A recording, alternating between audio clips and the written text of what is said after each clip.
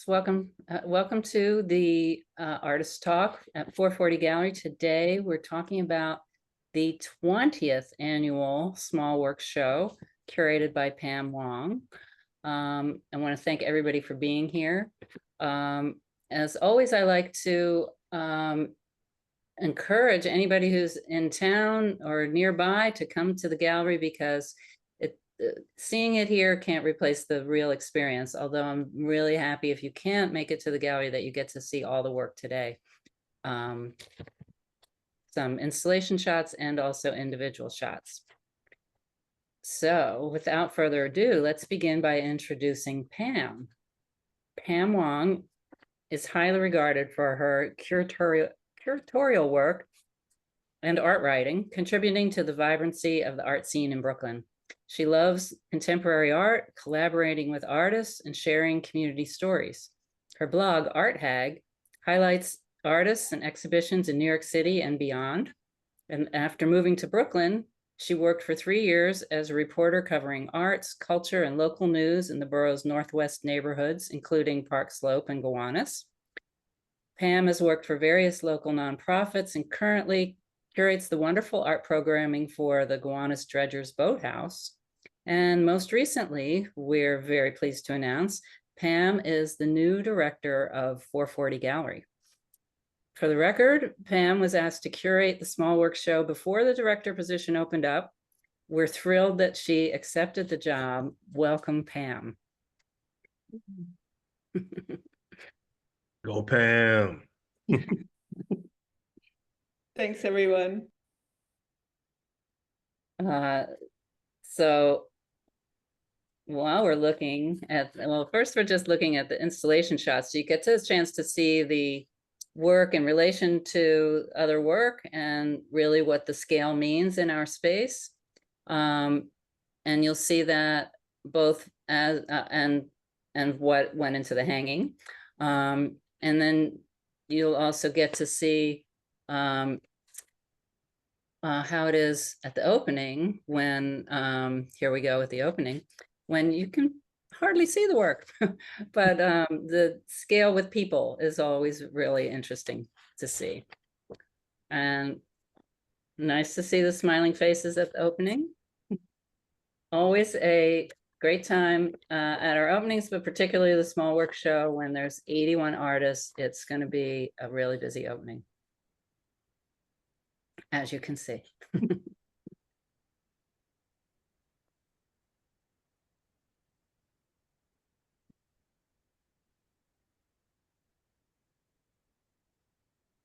And you will see some of the artists with their work. It's always nice to put a face to the work. There we go, Jennifer. Jiaomin. Ellie Yang. Friend Janet.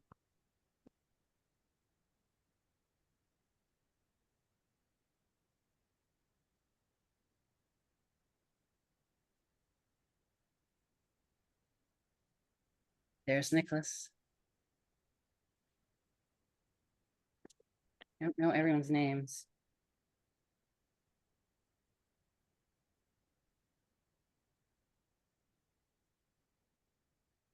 Okay. Now we're going to see the all the work individually. So these are the selections that Pam made. And while we're looking at these, I'm going to ask Pam some questions. So Pam, congratulations on an exceptional show.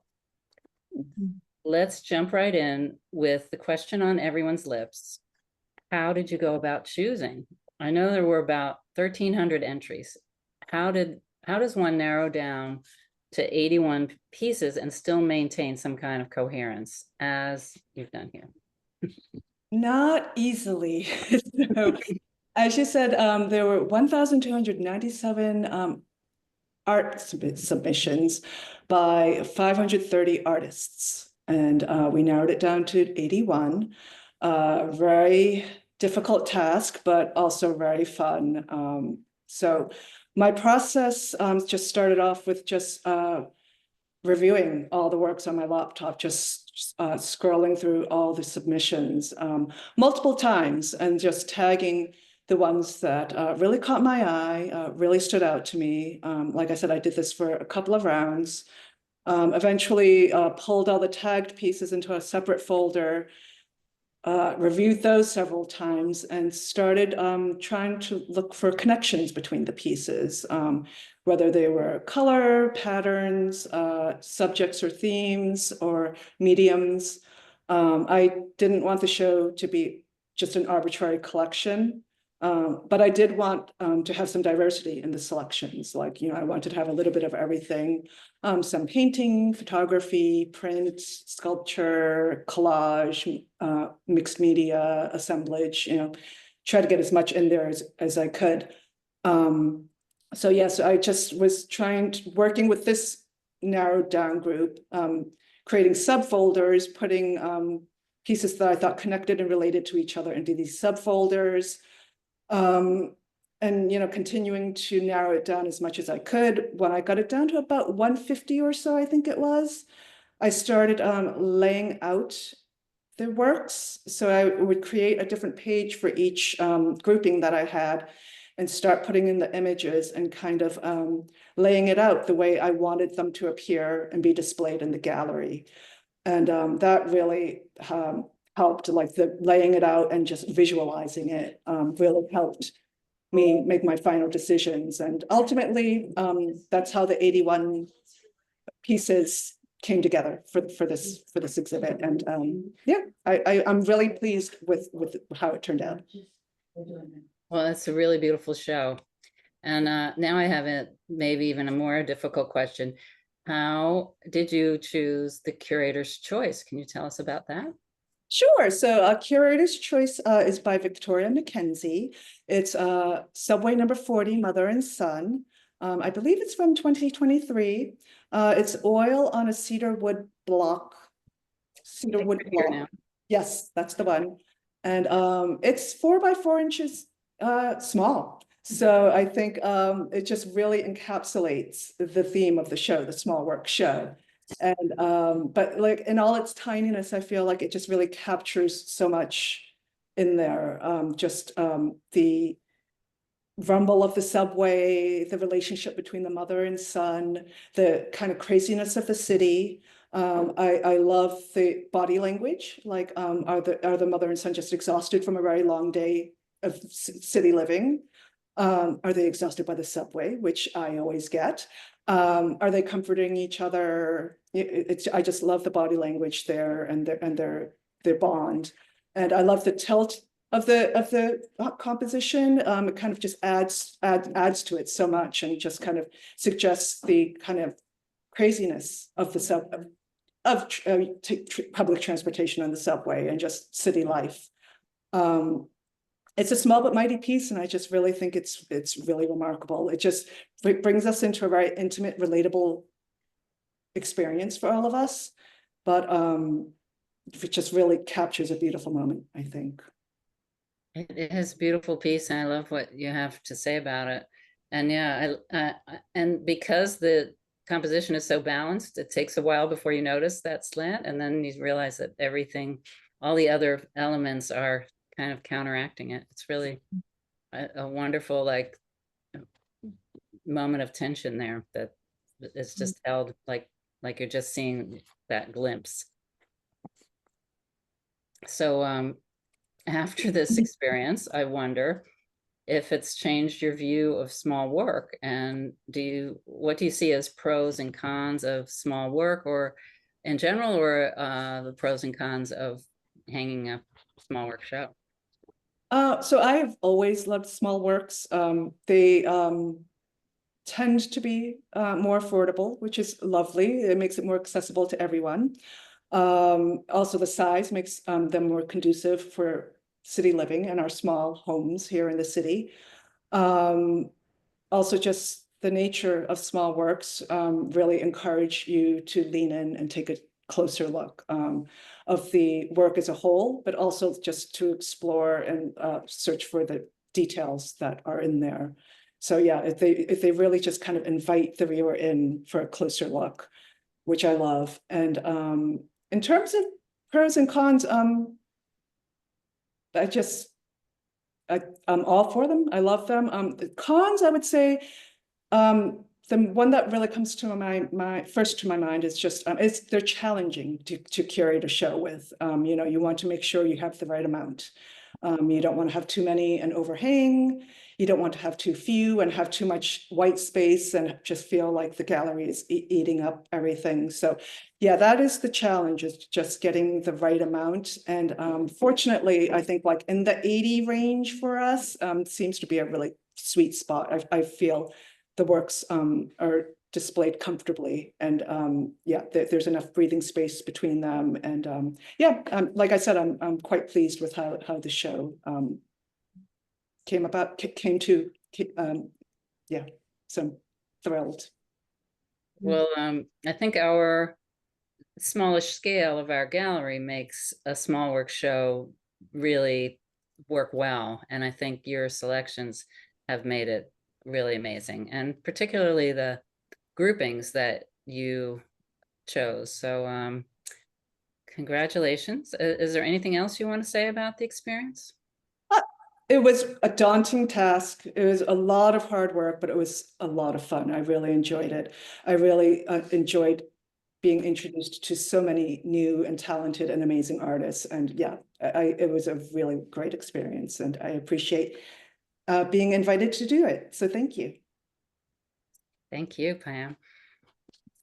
So we're going to move on to our selected artists that I want to thank, first of all, everybody's here today to listen, but also to our artists that agreed to speak about their work today.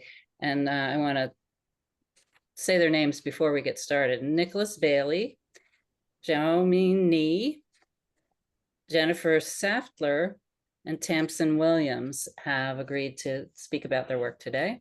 And when we get there, I think we're going to start with Nicholas.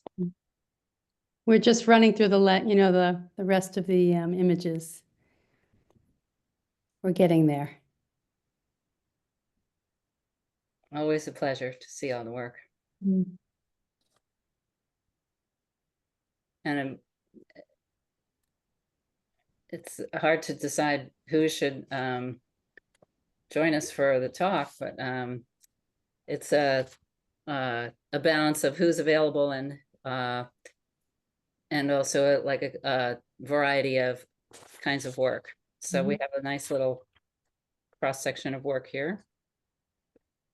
Okay. So we're starting with Nicholas. Let's take a look at Nicholas's piece. There we go. Congratulations, Nicholas, on having your piece selected for the show, and thanks for being here today.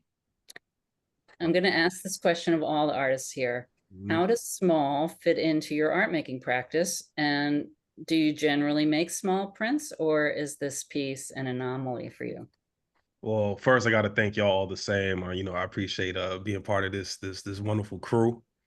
And it's just funny because when I got when I saw the listing for this show coming up, taking submissions, I thought it would be a nice challenge for me and something new, because historically I don't really print small. All of my works are at minimum 11 by 14, 11 by 17, maybe, and that's the smallest.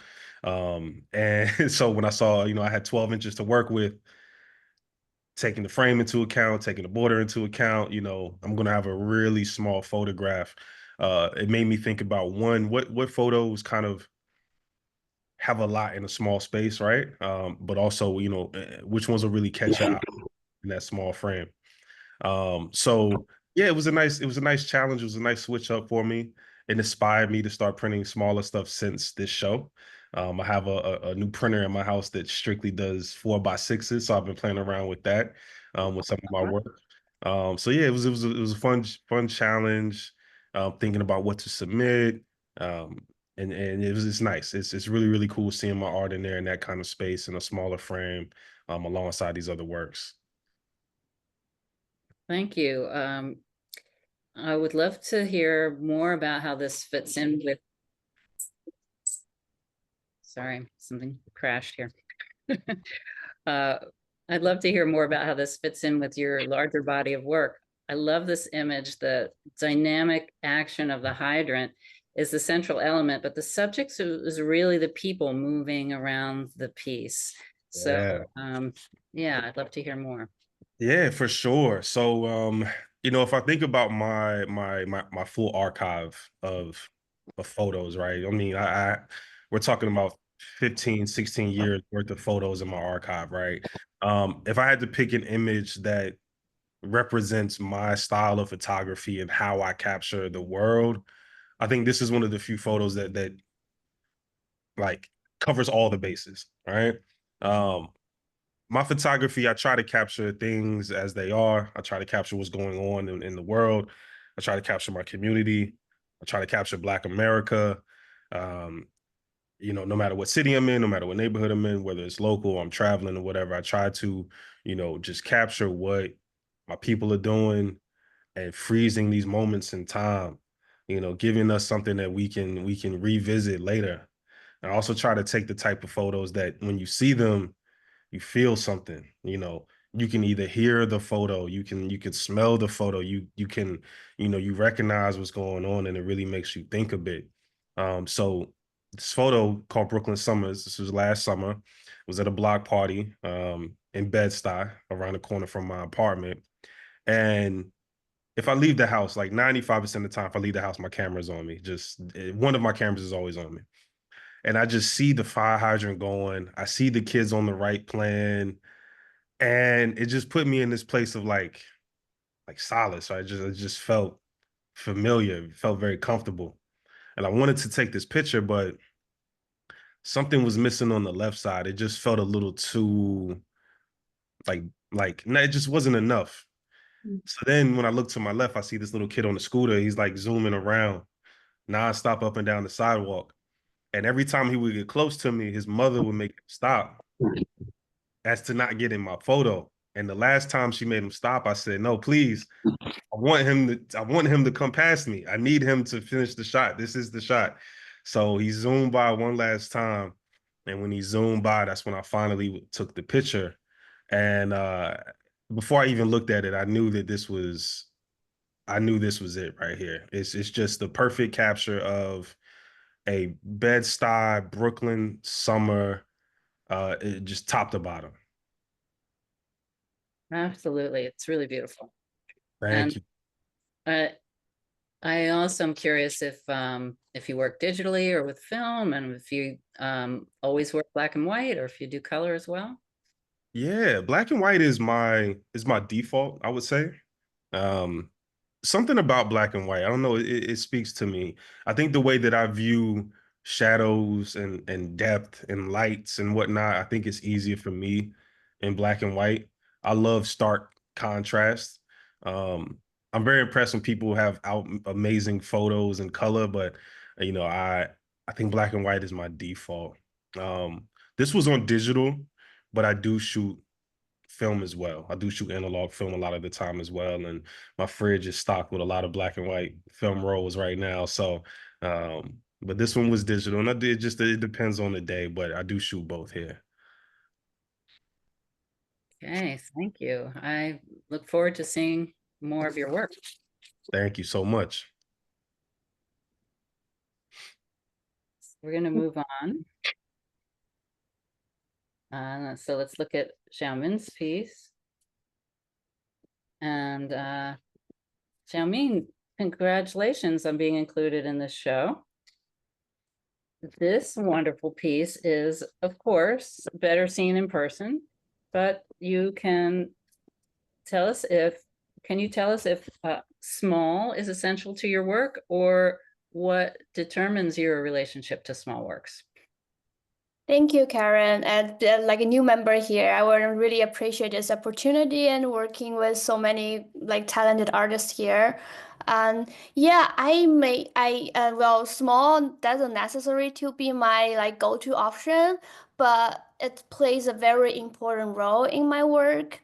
I feel like for this one, because it's small, you have to invite the viewer to go up close to examine the material, it's made used by the work. So it create those like very intense like detective like moments to see what's really going on here. So the main material I use here is the recycled fabric.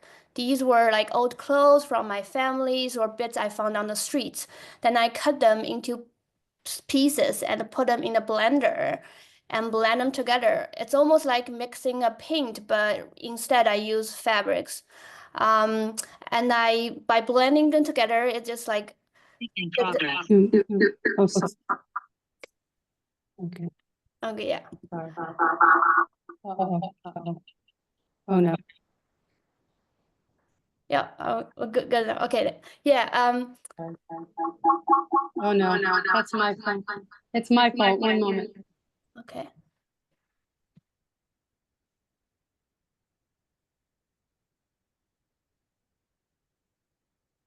Okay. Oh, it's still doing it. Do you have more than one thing? Because you look like you're muted,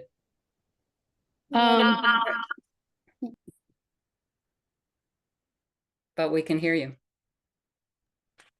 Okay, looks good now. Now, okay, now you're muted and we can't hear you. That's Okay. good. We're all But- good. But Okay. now we can't see the image, or at least I can't. Okay, I'm sorry. Let me, I need to reclaim my host. Something really wacky happened. Excuse me. I'm sorry that something, but, okay. I'm trying to, so wait, I'm host now. Mhm. And let me bring back the share. Here we are. Very sorry about that, everyone. No worries. Thank you. Everyone see it now? Yep. Yeah. Great, okay. Sorry. Okay. Yeah, well, I was talking about what the materials I was using for the work. I use old pieces of fabrics and I blend them together. It's like mixing color paint. And then like for this piece, I want to make it feel like humble, but also special because it's from like very common, unnoticed, overlooked materials. But yeah, oh, sorry. Yeah. It's, so what's fascinating to me is that here we have just a small taste of your work, but I can imagine that this is like how you always work in these little jewel kind of situation, but I could be completely wrong. So is this this piece is like makes me think of a jewel, but then I look closer and it's like discarded or overlooked material, which I learned from you now, this fabric, which is fascinating. So it sounds like you're making sort of your own pigments out of different colors of fabric. And so I wonder, like, is this a theme? Is this how you always work? Or and like, how big do you go with this? Yeah, I sometimes also create like those little bricks of fabrics. Then I will put these bricks together, like make into like a bigger piece. So like small is like the building blocks of my work in a sense. And for this particular one, sorry, I forgot to add in the previous question, because the name called the work is called Horizon. It looks like a landscape, like big, vast space. But on the other hand, it also looks like a landfill or like a polluted body of water. So it also like has those very delicate a piece of like environment as once being polluted, it's become fragile and like falling apart. So I think it's very interesting that this work can bring the both ideas together in like this small work. So actually it was unplanned, but then it came out this way. I was very pleased to see that as the final outcome. So it was like a surprise. But in terms of my other works, I've always been working with used clothes because I have two kids. They just leave me with like bags of like clothes. I don't know what to do with them here. If I don't do anything, they will probably end up in landfills. So, and I also have works. I use their entire piece like little clothes because they're little people, so they have bodies smaller. Then I will cast them using concrete. It's like capture those our daily memories. But the clothes, I will just strip them off. So the actual clothes isn't there, but the memory, like the shape, the feeling of that kind of memory is left in the concrete. It's like capturing something intangible, but like into like a permanent piece. Yeah, I think I'm just really interested to like those past and also like farewell, but also keepsaking those intangible things. That's been always my, yeah. Fascinating. Thank you. Thank you. I look forward to seeing more of your work as well. But it sounds like you and Nicholas have something in common, that the constraints of the size led you to think more about small work. Absolutely. That's interesting. Thank you, Jiaomin. Thank you. And let's take a look at Jennifer's piece.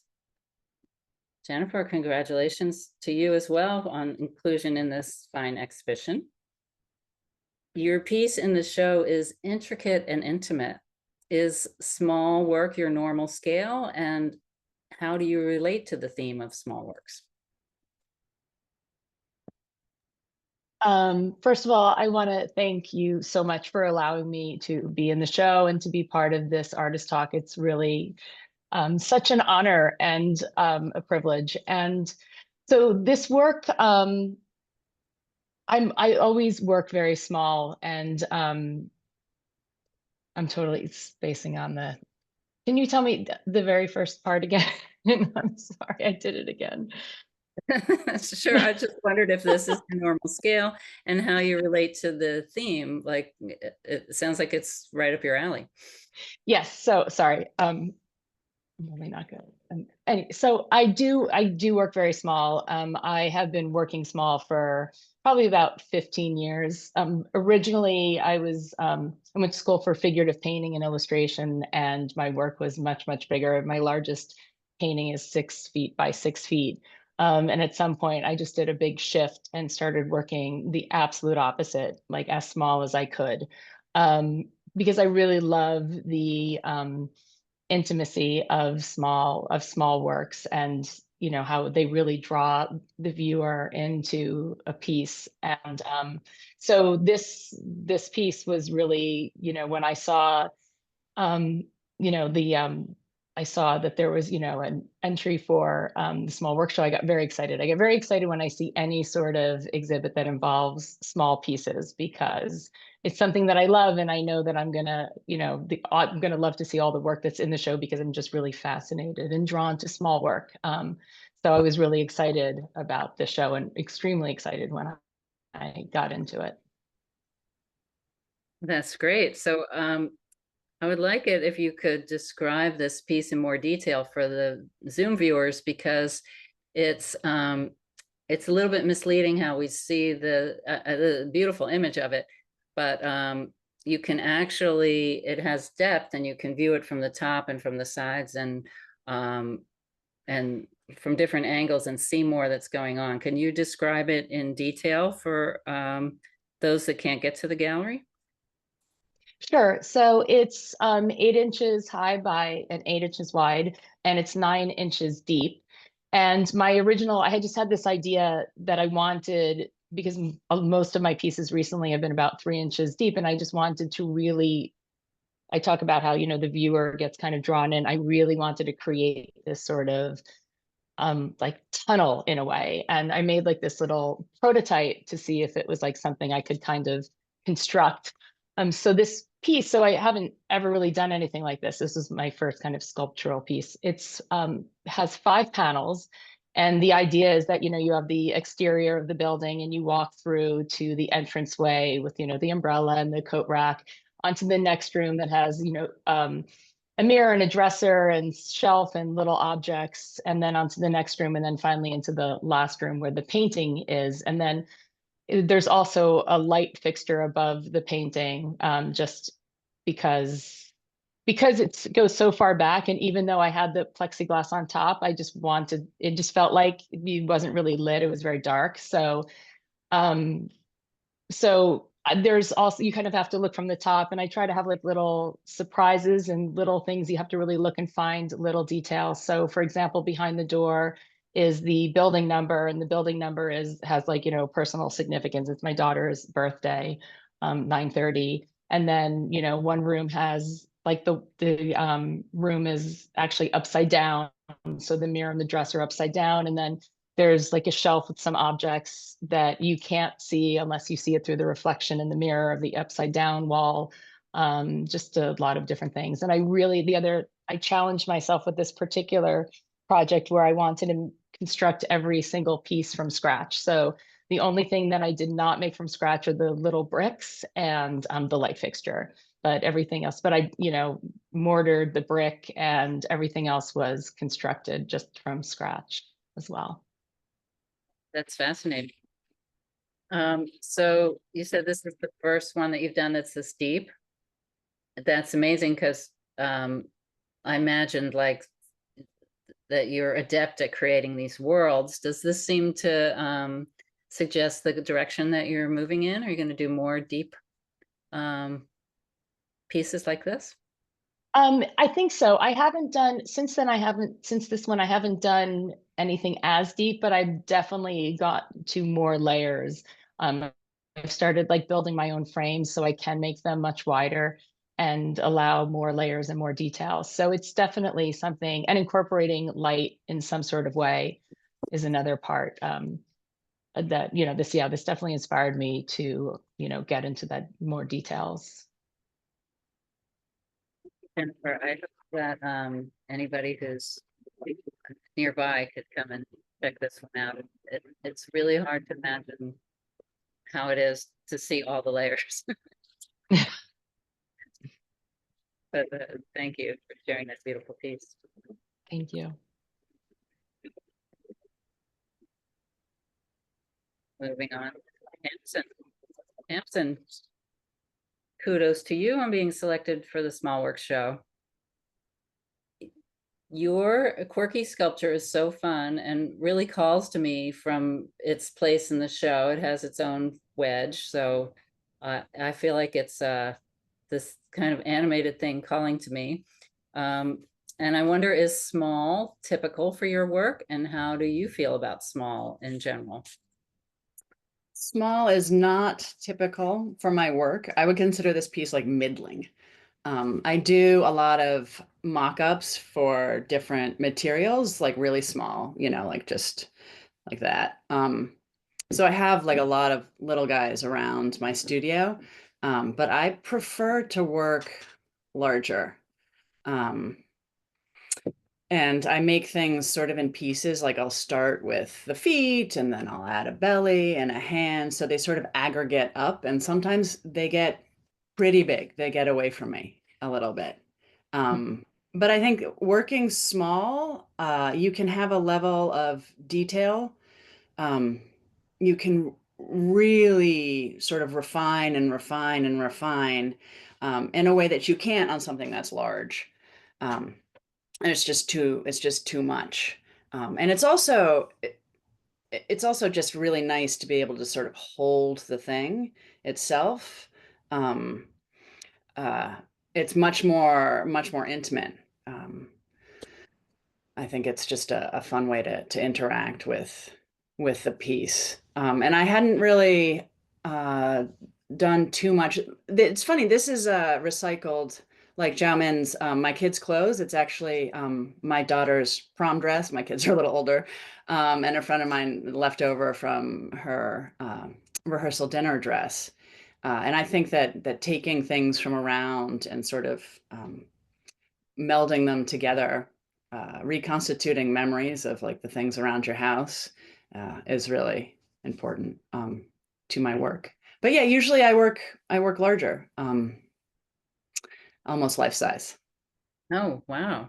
Okay.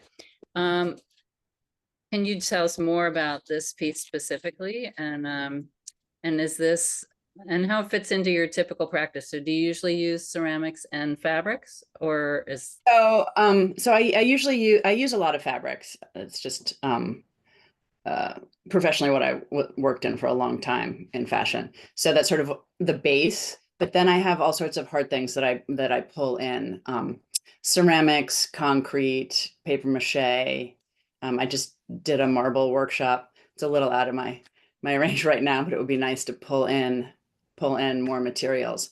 And I do work figuratively, and I like to sort of see what kind of gesture and what kind of feeling I can get from like as little information as possible. Like she's really slouchy, you know, is she defeated? It's hard to say. And I think that getting a kind of motion and feeling into a small piece is super interesting and difficult. Like Nicholas got so much motion into his photograph, and it's distilled down, and it almost is concentrated when it's a smaller work. When it's a larger work, it can be sort of diffuse. So that was really fun to try to sort of hone down the gesture in a small work. So. Yeah, I see what you mean, like that thread on a larger work, you think you're just supposed to cut it off, but here it has, you know, its own language starting here. Intention, hopefully, yeah.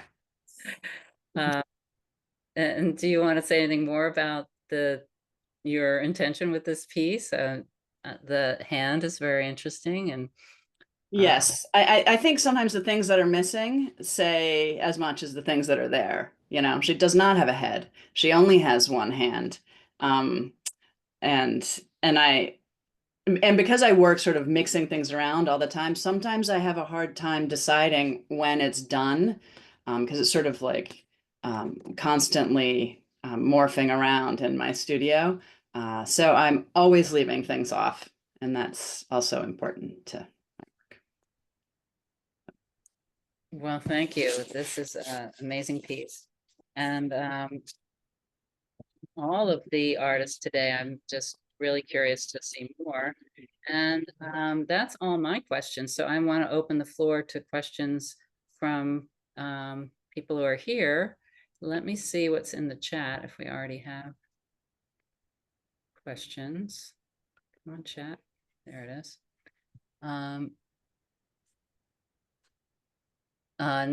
Nicholas, I don't know what piece you were talking about when that popped in. Do you want to say anything about your comment?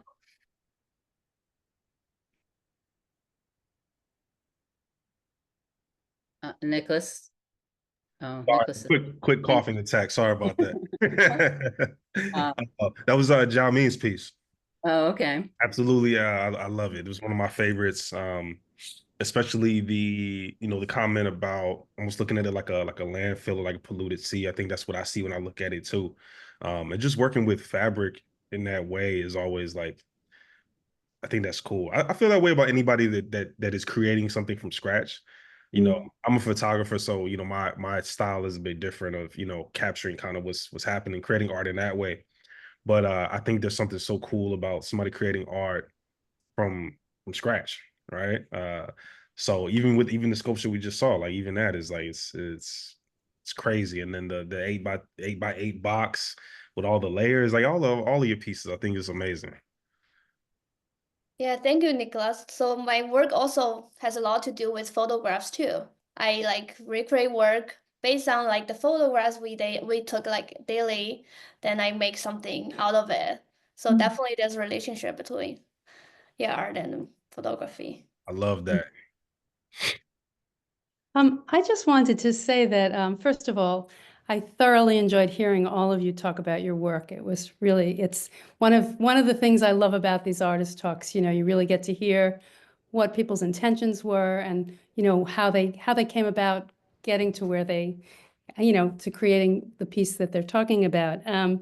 But one of the things that I noticed about all of your work, and also Victoria Mackenzie's piece and many of the pieces in the show, is that small works can be so many different things, but a lot of the work, they're like big pieces in a small space. Like there's so much, they're so chock full, and it's like every part of it is so important.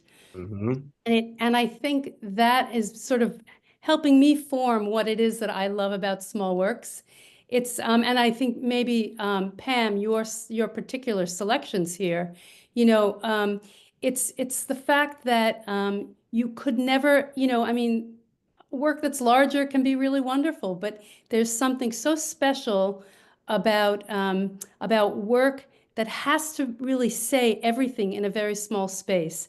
And I think that all of you did such an amazing job with that. So it's got me very inspired. Thank you. Oh, thank you for that. I appreciate it.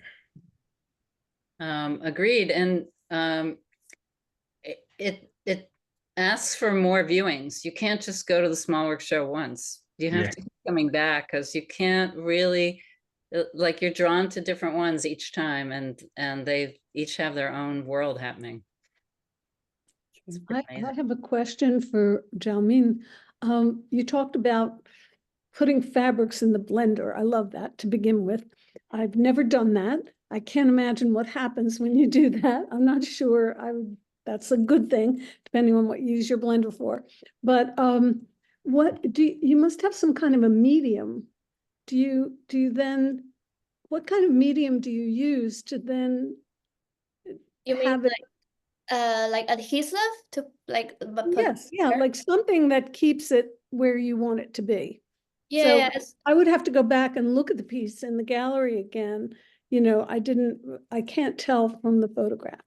yeah, sure. So for that piece, in the gallery, it was on the wood, based on a wood frame. It's like a little tray made of wood. Then I put adhesive on the bottom. I would just scatter all the fabrics on top of it. I also use like plasters, or like a plasters material when they are setting. I put in the fabrics when they are set it'll be there. And then it allows me to put layers of fabrics and build it up. So depending on the work, I will choose different medium to combine them together. Thank you. You're welcome, sure, pleasure.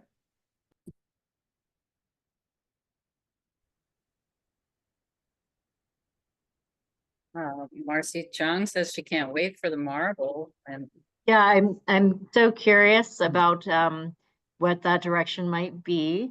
That sculpture is so unique, and marble being inherently monumental. Are you thinking of going big or small? I think I'd have to start small. Mm. I think marble is different, and I don't know how angry it will be with me when I try to work with it.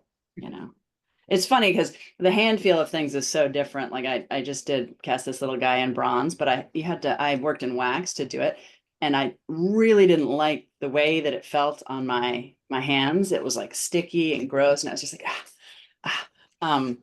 and so marble has a lot of vibration when you work with it with the tools, which then if you try to go and do something delicate afterwards, like sewing, your hands are like shaking. So I don't know. We'll have to see. I'm looking forward to it too. all the I things. had a question. Oh, I'm sorry, Go ahead. Karen. I had a question for you, Tamsen.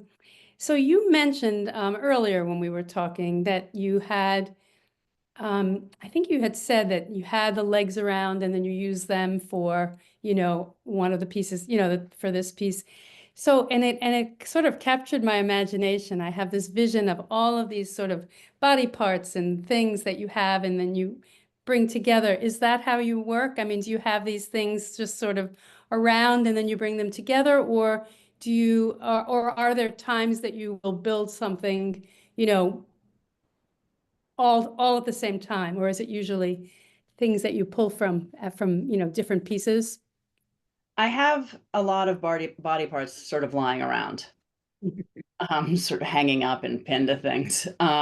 Sometimes I just did a piece from a sketch, which is really the first time I did it, but I had to be really organized because I broke my foot. So, I couldn't like traipse around and go to Home Depot 5 times. I just had to sort of focus and get it done. That's the first time I've ever done it like that. Usually I don't know what it is going to be finished as when I start, which is it's a little scary sometimes. And then it sort of takes on a life of its own. And I hope at some point it tells me I'm done. Oh, it's a very interesting process. Glad to hear about it.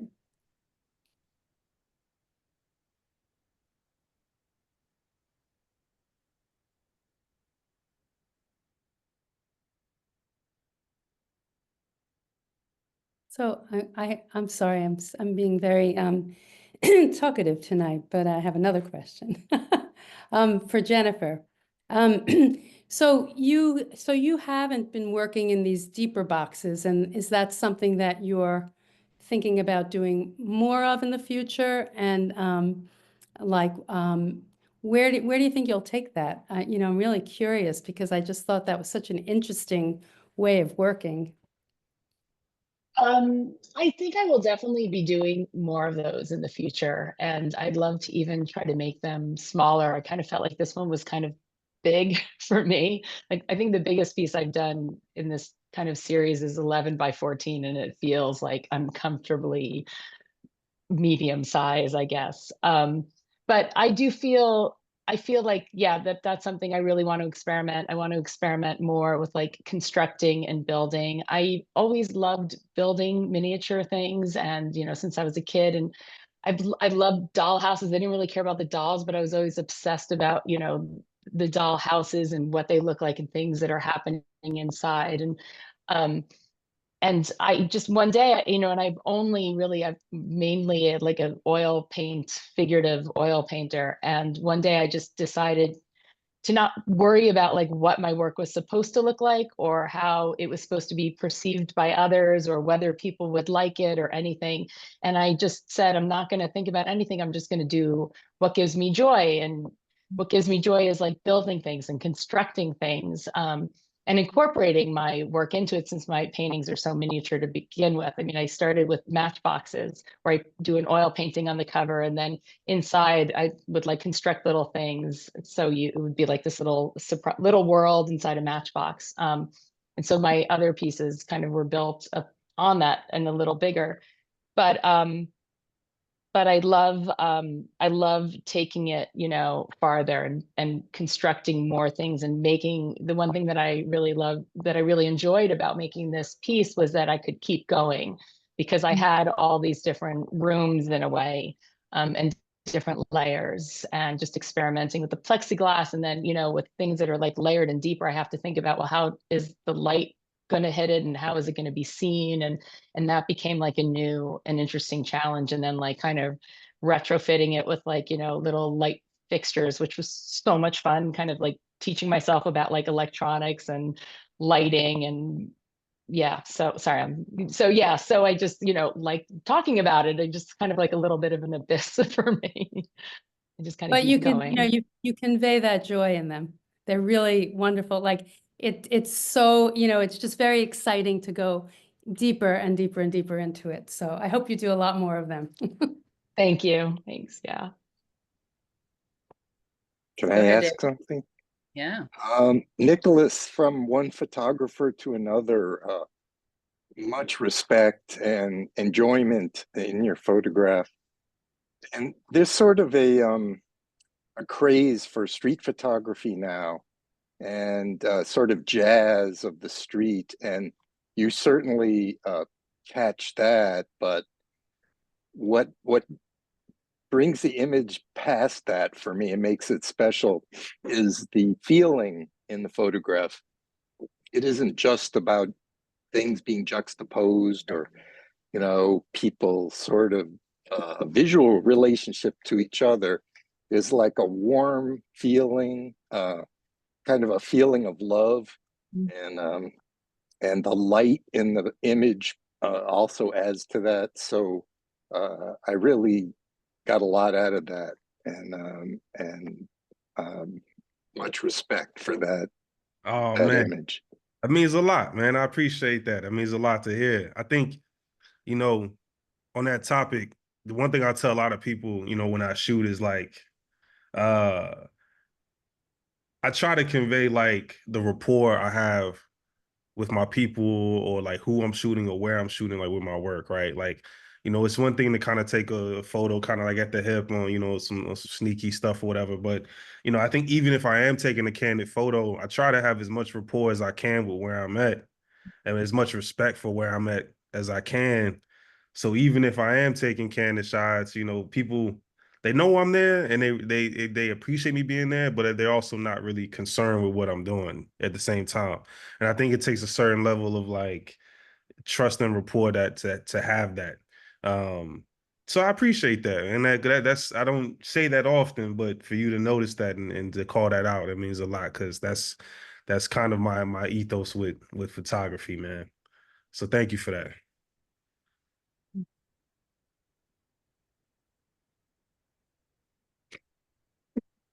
I think David's work is very different, but David, I think you also have enormous respect for the community that you travel in and the photographs that you take. And the love that you have for that community comes through, even though your photographs are quite different from Nicholas's photographs. But that feeling, I think that's why you probably picked it up, because it's such an important part of your work as well. So I gotta see your work too, man. Like we'll chop it up after this. I gotta see your stuff, David, because that's sick. I'm very curious about it.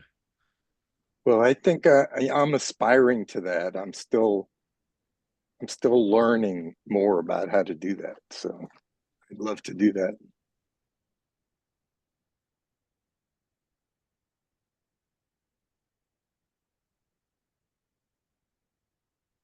I just want to say I've enjoyed listening to the talk while I'm here in the gallery, and some people have come in while you were talking, and they liked listening to and looking at the pieces. But I just want to say that congratulations to all of you, and I think it should be called a small show with big impact, because it's really been wonderful and people are really responding to it. And congratulations to Pam too. Thank you, Joanne AC. Thank you so much.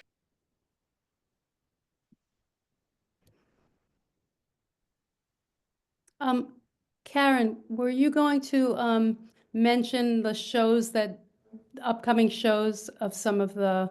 Yes, I just wanted to make sure, are there any more questions for our artists or for Pam today? Because it's such a special opportunity we have. I don't want to cut anybody short.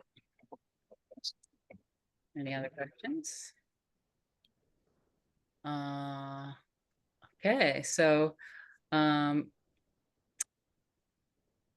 Jennifer Saftler has pieces in Culture Lab in Long Island City at the Plaxel Gallery. Do you want to say more about that, Jennifer, for those that are interested?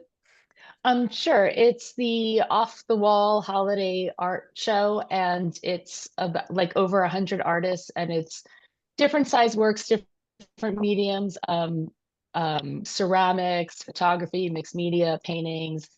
And the whole idea is it's called Off the Wall because you can basically go in there and everything is priced like under $1,000 and much under $1,000. So it's a lot, most of it's very, very affordably priced, and you can basically just purchase it and take it off the wall rather than waiting for the show to end.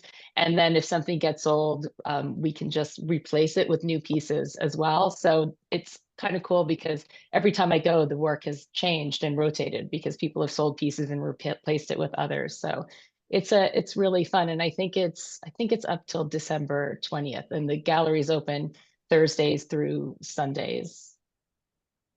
Thank you. And then a shout out to Jiaomin, who has a piece in Established Galleries, upcoming small work show 12 by 12 that opens December 12th. Yes, 12th. And Yes, right. Yeah, I'm going to have a show at the Established Gallery on 12th of December. And one of my work, I worked with the concrete and my daughter's bowl. It's also like a small piece, like a square one. So yeah, welcome everybody to take a look and see my other works. Thank you. and I'm looking forward to that too. I have a piece in there, and so does Joanne AC. Anybody else here? Janet Peterson does. So that's going to be fun. I think the opening's going to be really crowded, but still, it's easy to remember. It's on 12/12. Yeah, look forward to see you there. Yeah. And Tamsen has a piece in the old post office in Port Ewan, New York. Do you want to say anything more about that, Tamsen? I have a big piece up there. It's a beautiful group show. If anyone's going up towards Kingston on this coming weekend, the last weekend. So And how long is that? Oh, this weekend is coming weekend's the last weekend. So yeah. Right, we all got to plan a little field trip. And Nicholas, did you want to say something about your limited edition coming up? Yes, yes, yes. Well, first of all, most importantly, everybody go to the gallery and buy these works that are in 440 right now. First, everything's available, so go buy those up. But I do have some silver gelatin runs coming out of some of my works, including Brooklyn Summers as well. So very, very amazing process, getting my hands dirty on some of these prints, all done by me. So coming soon. And how can we get in touch with you if we wanted to purchase? That is a wonderful question. So my website, my username, everything is all the same. It is Nick Says Go. That's my Instagram, my website, my email, everything is all the same. Contact me and yeah, I'll get you some works. Perfect. Thank you, everybody, for coming to listen, for participating, and I hope you all enjoy the rest of your Sunday.